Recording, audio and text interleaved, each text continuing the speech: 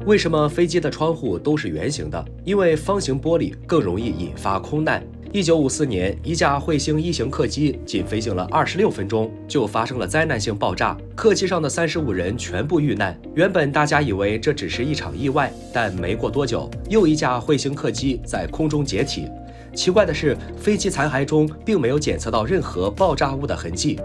那究竟是什么导致彗星客机接连失事的呢？在持续了数年的调查后，研究人员终于得出结论，这是由于机身结构的缺陷导致的。客机一般行驶在10000米高空之上，但高度越高，气压就会越小，空气也就越稀薄。要想让机舱内的乘客保持正常的身体状态，那就要给舱内加压。所以尽管外面氧气稀薄，压力变低，乘客在飞机里面是感受不到，但机身承受了一切。此时，飞机舱内外就会有非常明显的压力差，其形成的载荷就会传送到机身结构上面，尤其是在舷窗附近，这本质上就属于一个缺口，它的载荷会比其他区域要大，再加上飞机整体的载荷也需要机身承担，所以机窗要想办法让这些载荷均匀分布，才能避免压力过于集中而产生裂纹。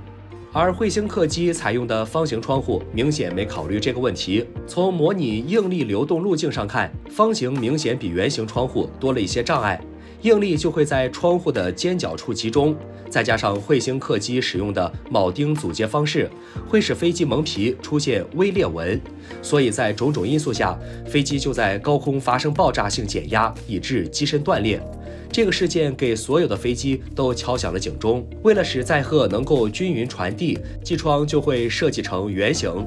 那玻璃里面的小孔又是干嘛的？它真的不会进一步加重窗户的压力吗？我们有说过，为了使乘客在高空中仍然保持正常的身体状态，飞机舱内外会有极大的压力差，而这个小孔就是在圆形窗户的基础上增加的双重保障。仔细观察就可以发现，机窗的玻璃实际上有3层，外层玻璃承受压力差和飞机整体载荷，中间层作为备用，内层玻璃则是将乘客与中外层玻璃隔离开来。我们看到的小孔就是中间层玻璃的通风口。当机舱内压力过高时，内部气压作用于窗户上，可能会使其爆破。通风口就是确保舱内压力作用于最能受力的外层玻璃上，从而有效降低中层玻璃受到的压力。这样一来，如果外层窗玻璃意外受损，内侧备用玻璃还可以继续保护乘客。